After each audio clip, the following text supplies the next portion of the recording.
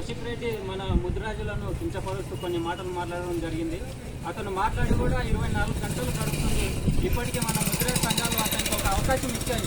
మా ముద్దురాజులు ఏమున్నా పెద్ద మనసుతో క్షమించే అవకాశం ఉంటుంది కాబట్టి నువ్వు ఎంబడే క్షమాపణ కోరాలి. నీకు 24 గంటల సమయం ఇస్తున్నాం. ఈ సమయం లోపల క్షమాపణ కోరకపోతే బాగాలేకుంటుందని మన ముద్దురాజు నాయకులు కూడా, మన యువ నాయకుడు మన ముద్దురాజు కాసాని వీరేష్ అన్న గారు కూడా అతనికి ఒక అవకాశం ఇవ్వడం జరిగింది. కానీ ఇప్పటి వరకు అతను ఏమాత్రం దానిపైన ఎలాంటి చర్యలు తీసుకోవడం లేదు, ఎలాంటి రెస్పాన్స్ రావడం లేదు. అందుకే మన కేసీఆర్ ప్రభుత్వానికి ఒకటి హెచ్చరిస్తున్న కేసీఆర్ గారికి, ఆయన ఎంబడే ఎమ్మెల్సీ సభ్యత్వాన్ని రద్దు చేయాలి. లేదంటే మా ముద్రాజ్ సంఘాలు రాష్ట్ర వ్యాప్తంగా ఊరున గ్రామాన పల్లెన మా లేచి కూర్చుంటాయి. కౌశిక్ రెడ్డే కాదు, అతని పైన చర్య తీసుకోకపోతే కేసీఆర్ పైన కూడా చర్యలు తీసుకోవాల్సి ఉంటుంది. కాబట్టి ఈ ముద్రాజ్ తరఫున నేను ఒక్కటే హెచ్చరిస్తున్నా, ఇప్పటి వరకు ఏ ఒక్క చిన్న సమస్య అయినా అన్ని ప్రజా సంఘాలు లేచి కూర్చుంటాయి, అందరు రాజకీయ నాయకులు దానిపైన స్పందిస్తారు.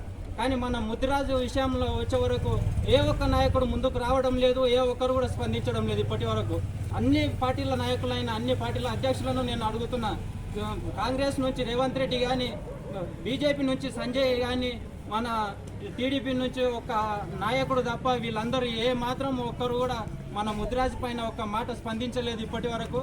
టీఆర్ఎస్ నుంచి కేసీఆర్ను కూడా నేను అడుగుతున్నా, ఎందుకు మా ముద్దురాజు మీకు కంటికి కనిపిస్తలేరా?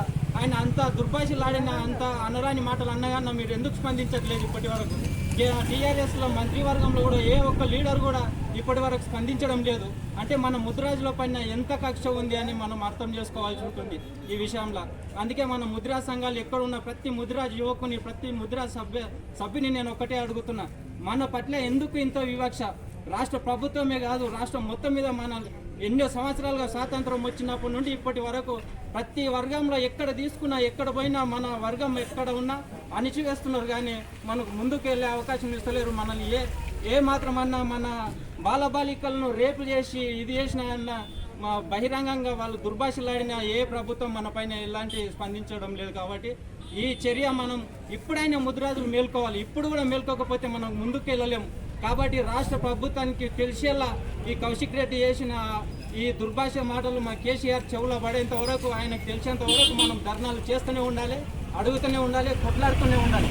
ఇది ఈ విధంగా చేస్తున్నా కానీ మన ముద్దురాజు ప్రభావం అనేది ఏంటనేది తెలియాలి ప్రతి వ్యక్తికి. కానీ ఈ కౌశిక్ రెడ్డి మీద కఠిన చర్యలు తీసుకునేంత వరకు మనము ఈ ధర్నాలు కొనసాగిస్తూనే ఉండాలి, ప్రభుత్వాన్ని హెచ్చరిస్తూనే ఉండాలి.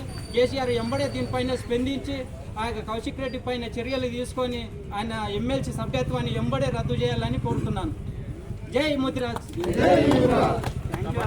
కౌశిక్ రెడ్డి.